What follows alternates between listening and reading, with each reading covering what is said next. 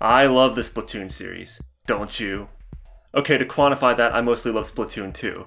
I didn't have a Wii U, but I did recently buy one just so I could legitimately play the first Splatoon. And what a great decision that was.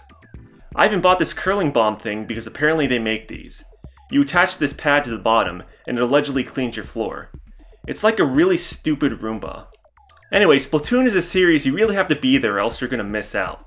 I mean, I bought Splatoon 2 like a month after release, and even then I missed some Splatfests. So I will be first in line for Splatoon 3. I'm pretty excited. Its announcement was a highlight of an otherwise dull Nintendo Direct. I mean, they had a Smash reveal that I didn't care about, an announcement that the Switch was getting a port of a dead meme game, they had Mario Golf, which will probably be alright, and Aonuma showing up and being like, wow, I bet you were expecting some news on that Breath of the Wild sequel we announced like 2 years ago. Joke's on you, Baka! Here's a port of Skyward Sword. I know you love that game. Now a whole new generation can experience Fi telling you that your batteries are low. Of course, all I really cared about was Zelda news. And I already have that game. And it's the Middle Eastern and Southeast Asian version for some reason. Anyway, then they were all, gee, I hope you like this 50 minutes of nothing. But one more thing. And that's how they get you. So a trailer starts and we see a wasteland. And I was thinking, what is this, some sort of Fallout game coming to the Switch? But then I noticed the small fry. Now I dumped hundreds of hours in the salmon run. It's by far my favorite mode in Splatoon 2. So of course the salmonid was the first thing I noticed. And my mind sort of did a double take. A moment passed and I could feel the neurons in my monkey brain start activating. Of course, then I saw the inkling. And then I got excited. I wasn't expecting Splatoon 3 so soon. And by soon, I mean 5 years after Splatoon 2 came out. Time flies, I guess. But I figured it would be a once-a-console type series. And it makes me wonder how long the Switch is going to be supported.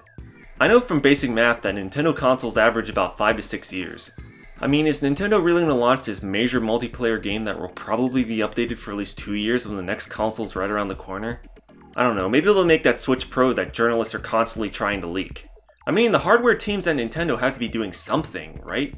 Well, they better make that N64 classic if nothing else. So I think it's time for some, speculation. But of course, Splatoon is a series that always surprises you. I remember seeing the E3 reveal for Splatoon 1, and I was like, yeah, that's cute and all, but whatever. It'll probably be in the vein of Mario or something. But then people bought the game, and it was like, this world is post-apocalyptic. Every mammal died, and now these dumb sea creatures worship a fax machine. And it's like, excuse me? And what I like about Splatoon 2 is that it builds off the seeds planted in the previous game. I mean, it had Splatfest the entire time, but it turns out the final one was actually plot relevant. It wasn't just for fun and games. Then there were also the Octolings, introduced as generic enemies, and then the whole Octo expansion happened. I feel like this doesn't happen too often at Nintendo. Where a sequel is an actual sequel. Even in Zelda, Nintendo's story-focused series, they make a game, then throw everything in the trash and have the next game be completely unrelated. Sure, there's that timeline that the Zelda team probably doesn't even care about, unlike the Splatoon team, who I think actually does care about connecting the games. Instead of having to write a book stating, dude, trust me, it all makes sense. Probably. So let's look at the plot threads introduced in Splatoon 2 that I think will come to fruition in Splatoon 3. They're always all the time mentioning how shady Grisco is, and Mr. Gris himself is an enigma. And the question comes up, what does he need all those eggs for? Is he amassing a salmonid army? Is he just eating them?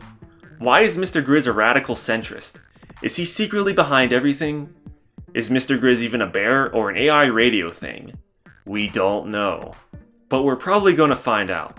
We're getting a small fry sidekick, and I find that significant.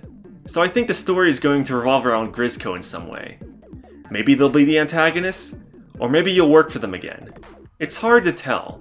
I can't think of what would be more poetic. All those eggs you've been collecting in the last game creating an army that you must fight? Or if you're fighting off against a new foe, and it's looking dire, but suddenly Mr. Gris shows up with an army to save you. Having a salmonid ally probably means you won't be fighting them. Or will you? Mr. Gris is like El Tigre. He might be good, he might be bad, and you, the viewer, probably doesn't even know who El Tigre is. So the next point. Now obviously Chaos won the final Splatoon 2 Splatfest. And by final Splatfest I mean they had 4 more after it. Why? So this resulted in Pearl destroying France. And it seems that the new playable character lived in France. so we must relocate to the City of Chaos, Splatsville. It's pretty interesting, we're leaving Inkopolis for once. So will we see Off the Hook or the Squid Sisters again? After all, why would either of them move? Well, since this is the City of Chaos, perhaps Pearl has moved in to implement her ANCAP dreams. This tweet by Nintendo indicates that Splatville's development has accelerated rapidly since the final Splatfest a year and a half ago. Yeah, Pearl is rich. This is definitely her doing. And maybe she's the antagonist.